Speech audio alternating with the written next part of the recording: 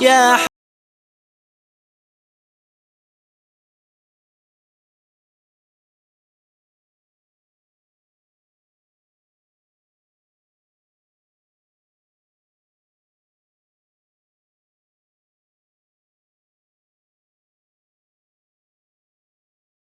صلی علی رسولہ الکریم اما بعد فاعوذ باللہ من الشیطان الرجیم بسم اللہ الرحمن الرحیم۔ آج کا مقابلہ جو کہ اس مدرسے کے طلباء کے درمیان تھا، اوورآل ایک بہت بہترین مقابلہ دیکھنے کو ملا، اور مدارس کے ان ننھے منھے بچوں کو خطابت کے بہترین انداز میں دیکھ کر بہت زیادہ خوشی ہوئی۔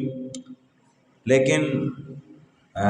کچھ بچے، 2-3 بچے ہیں جن کو اول دوم سوم پوزیشن کا حقدار ٹھہرایا جائے گا، اور باقی ان کو مزید محنت کی ضرورت ہے۔ ہماری سب کی نظر میں کامیاب وہ ہے جو یہاں پر آ گیا، اس ڈائس کا، اس مجمع کو جس نے فیس کر لیا، ہر وہ بندہ جیتا ہوا ہے یہاں پر آ کر۔ تو آج 2 چیزیں ہوں گی، کچھ بچے جیتیں گے اور کچھ بچے سیکھیں گے۔ اب جو کچھ بچے سیکھیں گے وہ کیا سیکھیں گے، اور جو جیتے ہیں ان کو کیا سیکھنے کی ضرورت ہے۔ 2-3 چیزیں میں آپ کو گوش گزار کر کے اجازت چاہوں گا، ہمارے دوسرے مصنف آ کے نتیجے کا اعلان کریں گے۔ تو سب سے پہلی چیز بیٹا میں آپ کو بتانا چاہوں گا کہ جب آپ جس زبان میں تقریر کر رہے ہیں تو کوشش کریں کہ آپ کا جو پورا کا پورا مواد ہے آپ اسی زبان میں ڈیلیور کرنے کی کوشش کریں۔ اب مسئلہ کیا ہوا، کچھ بچے آئے، انہوں نے، اب ظاہر سی بات ہے اردو کا مقابلہ ہے، اردو تقریری مقابلہ ہے، اگر آپ اس میں انگریزی کے الفاظ استعمال کریں گے، سوسائٹی کا لفظ استعمال ہوا، بیسٹ اریسٹ کا لفظ استعمال ہوا، چیف جسٹس کا لفظ استعمال ہوا، اس طرح کے الفاظ آپ کے نمبرات کو کاٹنے میں جو ہے نا وہ ہوں گے۔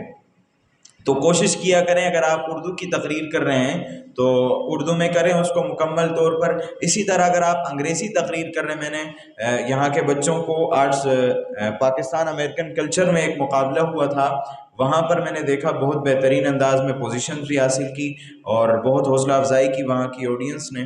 تو بہت بڑا ٹیلنٹ ہے یہاں پر۔ اس کے ساتھ ساتھ ایک دوسری چیز میں آپ کو کہوں گا کہ بیٹا جب اشعار آپ لوگوں کو یاد نہ ہونا تو بہتر ہے کہ اسے نہ پڑھیں، کیونکہ اشعار جب